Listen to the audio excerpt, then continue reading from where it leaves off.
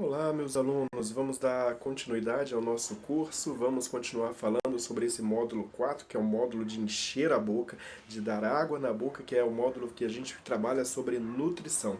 Nutrição, no módulo passado, nós falamos sobre a pirâmide alimentar, sobre aqueles alimentos nutricionais que nós precisamos ingerir no nosso dia a dia e que precisamos oferecer para o nosso paciente, que vai fazer com que ele tenha uma disposição maior, que ele tenha uma melhor qualidade de vida, que ele vai se restaurar a saúde dele na forma da quantidade e da qualidade do alimento que ele está ingerindo. E para isso a gente vai fazer agora uma revisão para a gente lembrar do conteúdo passado. Nós falamos sobre os alimentos, principalmente a pirâmide alimentar. Nessa pirâmide alimentar tem dois grandes grupos de nutrientes. Nós temos os macronutrientes e nós temos os micronutrientes. Os macronutrientes são aqueles que nós precisamos em uma grande quantidade, ou seja, nós precisamos ingerir mais eles do que os micronutrientes, só que não quer dizer que nós vamos encher nosso prato em todas as refeições, fazer aquele pratão grande e entupir nosso paciente de comida. Não, nós precisamos comer quantidades satisfatórias o suficientes para manter a nossa saúde sem prejudicá-la. Ou seja, pequenas porções várias vezes ao dia, de preferência de 5 a 6 refeições diárias, você vai fragmentar a quantidade de nutrientes que seu corpo necessita em várias refeições. E isso você vai fazer para o seu paciente também. Esses macronutrientes nosso corpo não produz. Alguns até que produz, a grande parte não. Por exemplo, os carboidratos que nós vimos, que são fontes de glicose, aumenta a taxa de açúcar no nosso sangue, eles são provenientes de três grandes alimentos, que é arroz, derivados do trigo, e batatas e tubérculos em geral, batata, aipim, inhame, beterraba, ou seja, são alimentos que nós temos que comer no nosso dia a dia, mas que não em grande quantidade, mas a gente precisa comer todos os dias. E de preferência variando esses alimentos, pois nós temos uma gama de alimentos para ser mesclado nos horários e nos dias. Por exemplo, se eu comer batata no almoço, eu não vou comer batata na janta. Se eu comer pão de manhã, eu não vou comer pão à tarde. Eu vou trocando os alimentos que eu vou estar oferecendo ao meu paciente. Outra coisa que eu preciso saber é que temos os micronutrientes, que são os sais minerais e as vitaminas. Esses o nosso corpo não produz em forma alguma. Já os macro, alguns a gente produz, outros não. Quais são os macros que eu acabei não falando para vocês? São as proteínas, os lipídios e os carboidratos. Nós precisamos comer carne, nós precisamos comer carboidratos, nós precisamos comer gordura. Isso daí a gente vai precisar muito, mas não em excesso. Agora, os micronutrientes, que são sais minerais e as vitaminas, nós não produzimos e temos que comer. E nesses nós podemos esbanjar um pouquinho na ingestão, de preferência os vegetais. Folhas pode comer à vontade, pode oferecer ao seu paciente à vontade, tanto como saladas, sucos para poder hidratar o seu paciente, e você vai ofertando assim. Agora já temos aqueles alimentos que a gente tem que comer menos, mas não podemos deixar de comer, principalmente pois eles são grandes fontes de lipídios, vitaminas e sais minerais, que são os laticínios, os derivados do leite, por exemplo, queijos, iogurte. Eles são alimentos que o nosso idoso necessita comer, de preferência queijo branco, pois o teor de gordura é menor. Mas se você quiser dar um queijo mais amarelo, você vai substituir esse queijo, ou seja, vai dar o queijo para o paciente e vai substituir um alimento colocando o queijo no local. Por exemplo, eu ia dar uma carne mais gordurosa, que tem muito lipídio, então agora que eu vou dar o queijo que também tem muito lipídio, que é gordura, eu vou tirar a carne gordurosa, colocar uma carne mais magra e dar o queijo no local. Isso que nós vimos na aula passada foi um breve resumo da pirâmide, da cadeia, da nossa pirâmide alimentar, que a gente acaba sendo uma cadeia alimentar. A gente come as folhas, a gente come os animais que comem as folhas, e a gente acaba se alimentando de todo mundo. E todo mundo precisa ser nosso alimento, e o nosso alimento precisa ser um alimento saudável. Então agora a gente vai começar a nossa aula e pensem aí qual vai ser o tema dessa aula agora, desses próximos 30 minutos que estaremos aqui, eu e você e eu, juntinho para estudar. Pensa aí e me diga que eu já vou falar para você qual é o tema. Quem respondeu nutrição na terceira idade acertou. É isso mesmo, a gente vai estar falando sobre nutrição na terceira idade, que é algo bem importante, que é o nosso assunto primordial, pois o nosso foco é no cuidado com nossos idosos, nossos queridos idosos, então a gente precisa falar sobre ele. Eu coloquei algumas coisas que eu vou estar lendo para vocês aqui agora e a gente vai estar comentando e depois eu vou estar trazendo mais conhecimento para vocês através da minha explicação. Eu coloquei para vocês, como está aí no slide, que deve atender a nossa alimentação, a nossa nutrição, deve atender a todas as necessidades nutricionais de sua idade e saúde. Deve ser saborosa e colorida, deve ser estimular a independência do paciente, deixe ele se alimentar sozinho mesmo que demore. E, por fim, ofereça sempre água, como eu disse, é aquela dica fundamental. Seu idoso precisa beber água. Se ele não pede, você dá água para ele sem falar. Você aceita, você quer, ok? Então vamos começar agora pela nutrição na terceira idade. Primeira coisa, vamos entender o nosso paciente. Nosso paciente idoso, a partir de uma determinada idade, hoje em dia o processo de envelhecimento está mais cedo, está mais precoce, então cada vez mais está surgindo essas características, esses sintomas nas pessoas mais jovens. Primeiro deles é que, aquilo que já foi dito, nós perdemos a sensação de sede.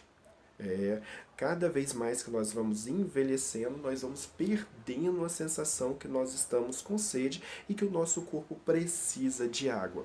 O nosso cérebro para de receber e emitir estímulos para você beber água, que o seu corpo precisa de água.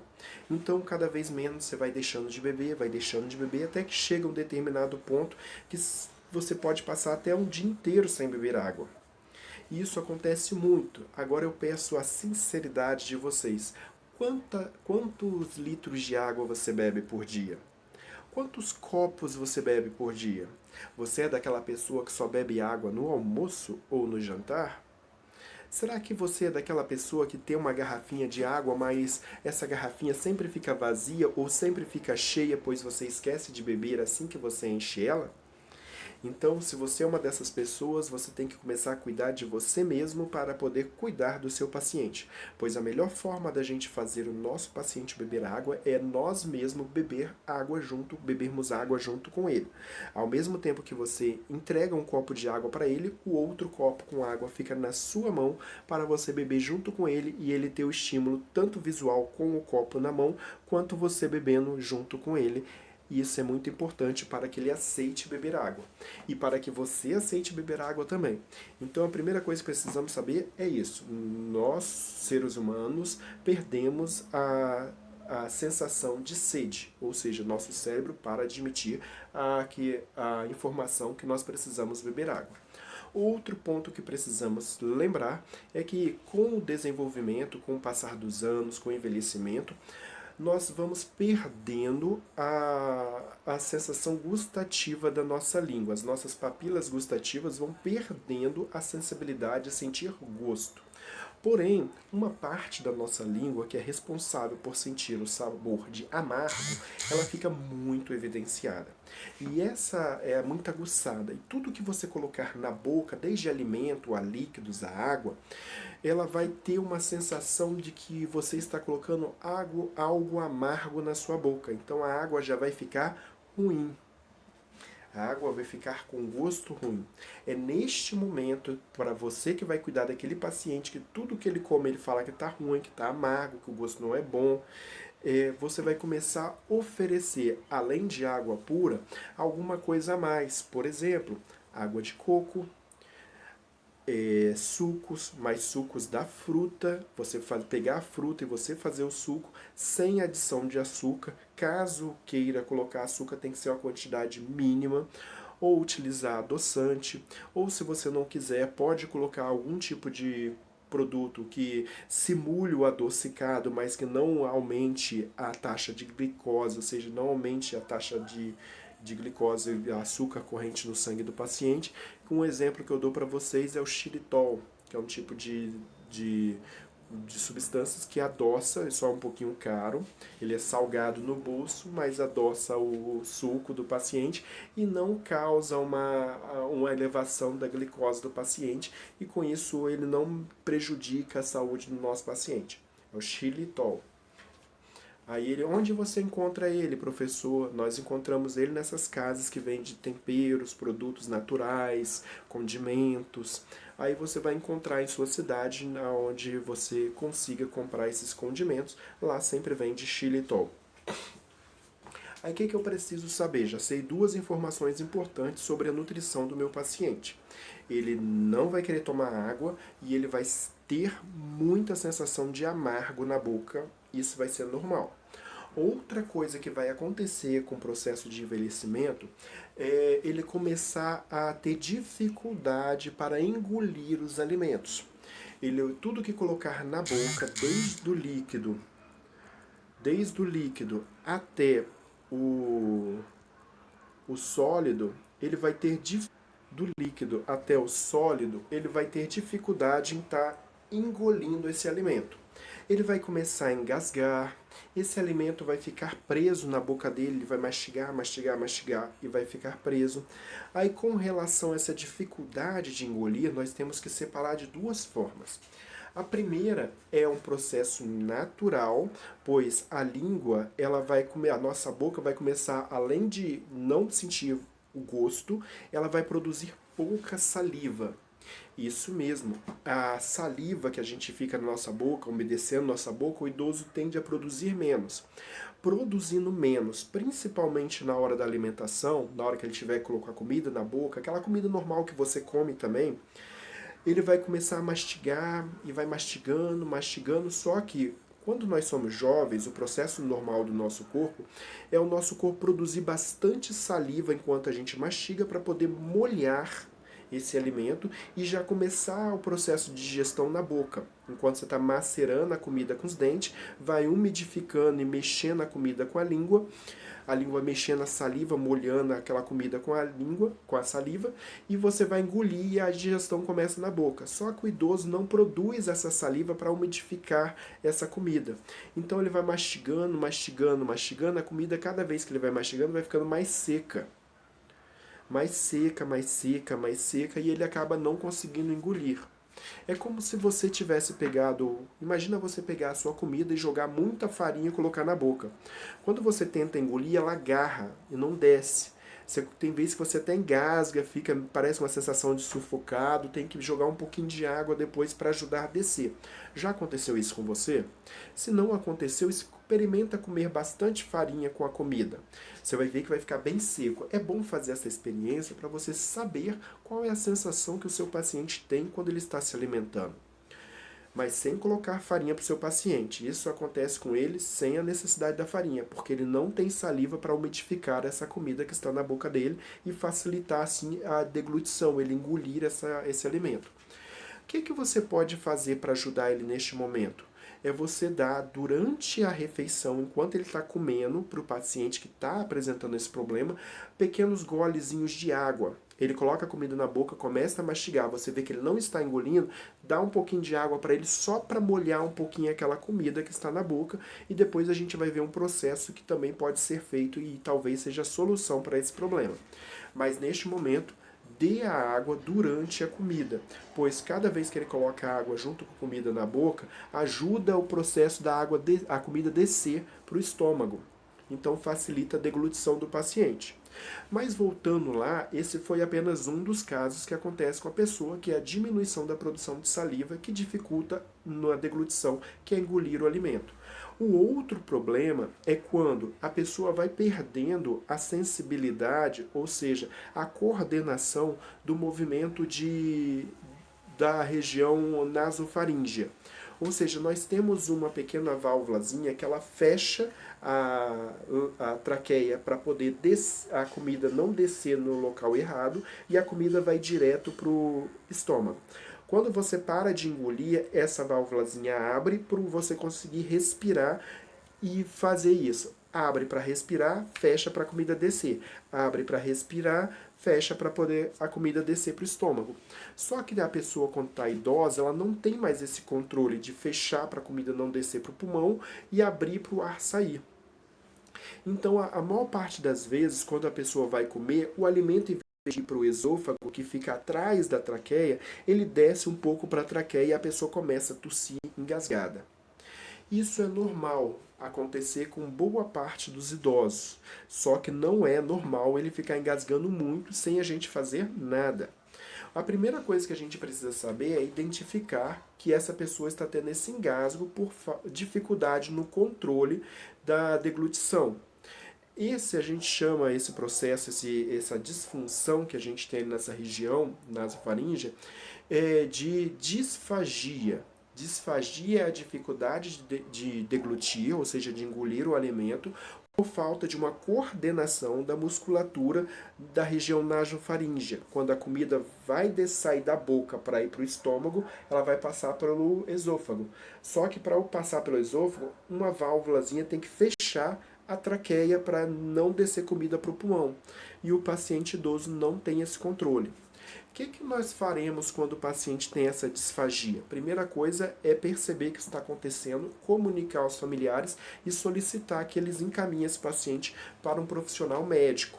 Esse profissional vai tomar as providências dele, vai avaliar o caso, pode pedir um ultrassom, pode pedir tomografia, ou simplesmente pode, só o quadro clínico que ele está apresentando, diagnosticar que o paciente está com disfagia. Ele pode pedir para um fonoaudiólogo acompanhar também esse paciente e vai começar a prescrever o fonoaudiólogo algumas terapias para tentar auxiliar, ajudar a minimizar o problema.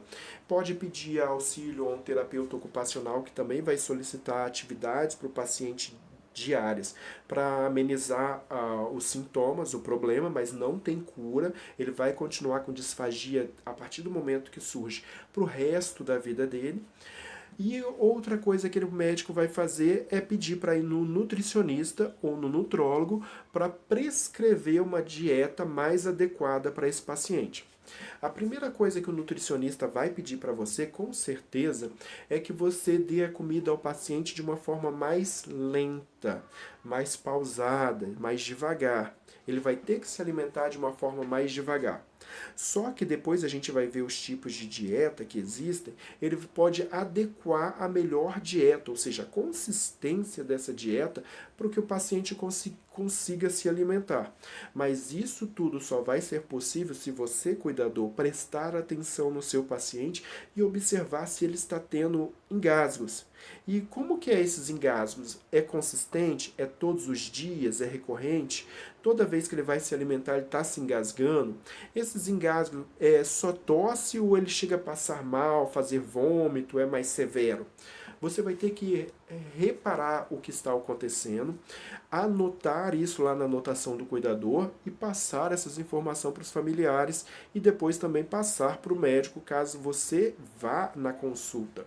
Então é bem importante nós ficarmos atentos a esses detalhes.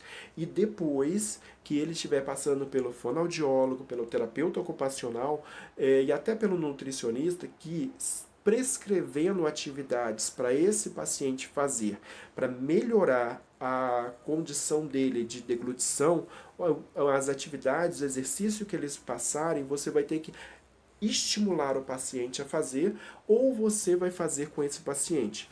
Tudo com o propósito da equipe toda de melhorar a saúde do paciente e reduzir aquele desconforto que a disfagia traz, que principalmente aos engasgos e engasgos com vômito. Bem, esses são alguns problemas que acontecem com relação aos nossos pacientes idosos, com relação à boca desse paciente. Outra coisa que também com relação à boca que nós podemos destacar é se o nosso paciente idoso, que geralmente o idoso ele não tem os seus dentes naturais. Ele não vai ter seus dentes naturais, ele vai estar utilizando próteses, que são as dentaduras, ou ele vai estar usando rotes, que são pequenas placazinhas que substituem 1, 2 ou 3 dentes. O que você precisa tomar cuidado com isso? Na hora da alimentação do seu idoso, ele precisa sim ter uma higiene antes e depois da alimentação. Por que antes e depois? Caso tenha algum resíduo por baixo dessa prótese dentária, que, por exemplo, a dentadura, se o paciente for mastigar, aquele resíduo vai machucar a gengiva dele. Então é sempre bom, terminou de alimentar o paciente, faz uma boa higiene oral, limpa bastante, retira a prótese do paciente, limpa a prótese do paciente, limpe a boca do paciente, para depois você colocar a prótese com a boca do paciente limpa. Com a boca limpa, você vai dar comida ao paciente. Aí sim ele vai comer normalmente, porque não tem nada embaixo da prótese que possa causar tanto dor quanto desconforto ao nosso paciente, podendo levar até feridas na gengiva do paciente. E a gente sabe que feridas na gengiva do paciente é algo muito perigoso, que pode cair algumas bactérias dentro dessa ferida e parar essas bactérias lá no coração do nosso paciente, dando uma doença que a gente chama de endocardite, que é uma infecção nas paredes internas do coração que pode ser fatal ao nosso paciente e na maior parte dos casos é sim fatal. Então vamos lá. Aí você vai estar fazendo essa higiene na boca do paciente, deu alimentação ao paciente, a alimentação agora já está de acordo com o nutricionista e de acordo com a capacidade de deglutição do seu paciente. O que você vai fazer após a oferecer esse alimento? Você vai limpar novamente a boca do seu paciente, fazer higiene tanto da prótese quanto da boca do paciente, deixar muito limpa, coloca a prótese no local novamente. Aí o paciente vai estar tranquilinho. Outro ponto que a gente tem que observar é o segundo aí. Esse segundo ponto diz que a alimentação do seu paciente ela deve ser saborosa e colorida. Ela tem que ser muito saborosa e muito colorida, pois todos nós sabemos que a gente come a maior parte das vezes com os olhos primeiramente, com o olfato e com os olhos. Você sente aquele cheirinho, você já fecha o olho e já fala: que cheiro gostoso, chega a abrir o apetite, te dá vontade de comer. Aí quando você chega perto, você sentiu aquele cheiro maravilhoso, aquele aroma dos deuses, mas quando você chega perto e vê uma comida feia, horrível, o que você faz? Perde a vontade de comer. Mas se a comida estiver bonita, interessante, colorida, bem feita, com aquele cheirinho agradável, chega a escorrer a água na boca, dá vontade de comer na hora, dá vontade nem de esperar o momento certo de comer. Ou isso só acontece comigo? Acho que vocês estão falando, nossa, professor é guloso, hein? É um professor que bom de boca, gosta de comer bastante, mas eu gosto mesmo. Enfim, então a gente tem que pensar nisso para o nosso paciente. Se o nosso idoso ele já está com aquele problema da sensação de perda dos sabores, ele já está perdendo os sabores, sentindo somente gosto de amargo, ele já não vai querer comer por causa que ele não vai querer colocar algo ruim na boca. Você gostaria de ficar comendo algo amargo todos os dias? Todas, várias vezes durante o dia? 5 ou 6 refeições de coisas amargas? Não. Então ele já vai falar que não, é hora de comer, eu não quero. Se bem que tem aqueles idosos que adoram comer, que você tem que controlar, senão ele come até a casa onde ele está morando. Que ele come demais. E tem muito idoso que come demais, mas temos idosos que não querem comer nada. E a gente tem que saber trabalhar com ambos. O que você vai fazer para esse idoso? Primeira coisa, se a comida não tem gosto bom, professor, mas a comida está com gosto bom, mas ele não vai sentir por causa daquilo que eu falei, que ele só vai sentir gosto de amargo, que vai ser o natural por causa da perda da sensibilidade das papilas gustativas da língua do paciente. Então, pelo menos, tem que ter um cheiro muito bom. Tem que ser um cheiro, aquele cheiro dos deuses. Mas como que essa comida vai ter um cheiro muito bom? Se você abusar dos temperos.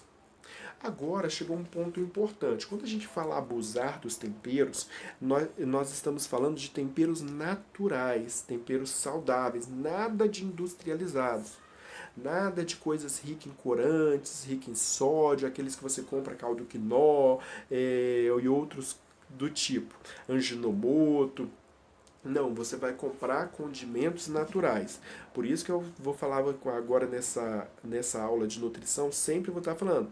Visite aquelas lojas de condimentos da sua cidade, da onde você mora, que lá você vai ver muitos temperos que você nunca ouviu na vida. De preferência, entre também no YouTube, digite lá temperos exóticos, digite uma receita qualquer que você queira fazer e olhe os temperos que eles colocam. Começa a ver que tem uma diversidade muito grande e muita gente só trabalha com básico. Eu garanto que alguns aqui só trabalham com alho, cebola, pimenta do reino, colorau.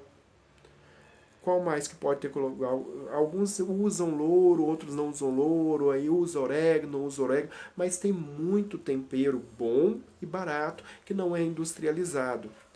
E vocês vão se surpreender como que a comida de vocês ficará gostosa e o seu paciente vai ficar assim, empolgadíssimo, vai ficar assim, nossa, eu nunca senti um cheiro tão bom. Eu posso não estar sentindo gosto, mas o cheiro deve estar maravilhoso. Ele vai entender, você vai conversar com ele que o gosto é com relação à idade, que ele tem problema, aparece problemas na boca do paciente. Você vai explicar para ele toda essa história e pelo menos com o cheiro ele vai começar a comer a sua comida. Além do cheiro, nós temos que preocupar com o visual da comida. Não tente pegar e jogar de qualquer forma no prato do seu paciente a comida, que fica muito feio, ele já não está sentindo gosto. E ver um prato feio fica pior ainda. Se preocupe com a estética, se está bonita. Ah, professor, mas ele come uma papinha. Você vai pegar uma papinha e jogar dentro do prato, fica igual um grude, fica igual, desculpe a expressão, fica igual alguém com diarreia ou semi-diarreia que encheu o prato do paciente lá de cocô. É assim que eu tenho a visão de quando alguém faz uma papinha e joga de qualquer jeito dentro do prato. Ah, professor, então o que eu posso fazer? A primeira coisa é a escolha do prato. Ah, professor, os pratos da casa deles são tudo feio. Custa pedir para comprarem prato de sopa, prato, tem vários tipos de prato para sopa, para papinha, que já muda a consistência, vai ficar, em vez de ser uma papa, já vai parecer um caldo, vai ficar um prato mais apresentável.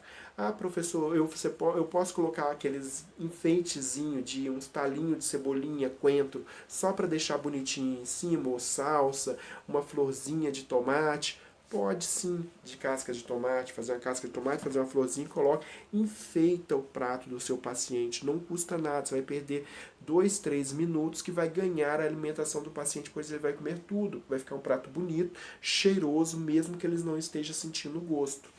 Então a gente tem que estimular todos os sentidos do nosso paciente. A gente tem o sentido da visão, o prato está bonito, o olfato, o prato está cheiroso, a comida está cheirosa, e o gosto. Se ele sentir gosto, ele vai gostar da comida. Se ele não sentir, pelos outros sentidos do corpo humano, que é a visão e o olfato, ele vai conseguir comer sua comida e ficar feliz. Outro ponto importante que nós não podemos deixar de falar é que esse paciente, quando vai se alimentar, nós temos que deixar ele se alimentar, sozinho, de preferência, para que ele se sinta útil, para que ele se sinta vivo. Não é para você sair dando a comida na boca dele e você fala para mim, professor, mas ele come muito devagar. Beleza, se ele come devagar, é o tempo dele, não tenha pressa. Outra coisa, professor, ele se suja demais, ele derrama tudo. É bom para o aprendizado dele, ele precisa levar a comida até a boca. Isso vai ser uma das atividades que o terapeuta ocupacional vai passar para ele caso ele tenha problemas, algum tipo de problema, paralisia, sequelas de AVC, a disfagia. É uma das atividades que ele vai ter que fazer, é levar a comida à boca, mesmo que ele se suja. Ah, e quando ele estiver fazendo isso, nada de colocar aqueles babador nele igual de criança, que ele não vai se sentir legal. Imagina alguém chegar para você hoje, na hora da sua comida, na hora do almoço, ir lá e colocar um babador em você, para todo mundo ver que você está de babador. Então, nada de tratar seu paciente como criança. Se ele se sujar, tira a roupa, troca aquela camisa, coloca uma camisa nova, limpa ele, mas deixa, faz que está tudo bem, está tudo certo, ele está se alimentando e esse é o importante. Outro ponto importante que eu devo saber é que eu só devo dar a comida a ele quando for extremamente necessário, quando ele não estiver conseguindo comer mesmo. E a água que eu já falei para vocês que é de suma importância, nós não podemos esquecer da nossa água. A água tem que ser dada suco, só suco não pode, tem que ser dado água durante o dia, pode dar suco, suco natural, o mínimo de açúcar possível. Se for adoçar, adoce com adoçante ou coloque o xilitol que eu falei para vocês, mas de preferência o suco da polpa pura, esprema a fruta até sair o suco. Se for uma coisa muito cítrica, muito ácida, aí sim você coloca água e pode colocar um açúcarzinho bem de leve para adoçar, por exemplo, uma limonada, um suco de maracujá, que são geralmente mais ácido, mais cítrico, e precisa de um adoçantezinho para a gente conseguir tomar de uma forma mais tranquila. Sem ser isso, nós podemos não nos preocupar se o nosso paciente está se alimentando, mas caso não esteja se alimentando, vamos providenciar alguma forma dele melhorar essa alimentação. Isso a gente vai ver como assim melhorar essa alimentação, através dos tipos de alimentação que a gente vai conhecer no próximo vídeo, nos próximos 30 minutos. Então o que a gente vai estar vendo no próximo vídeo? Os tipos de dieta. Então não saia daí, fique conosco que em breve estaremos falando sobre os tipos de dieta e você vai adorar saber cada um deles. Até mais!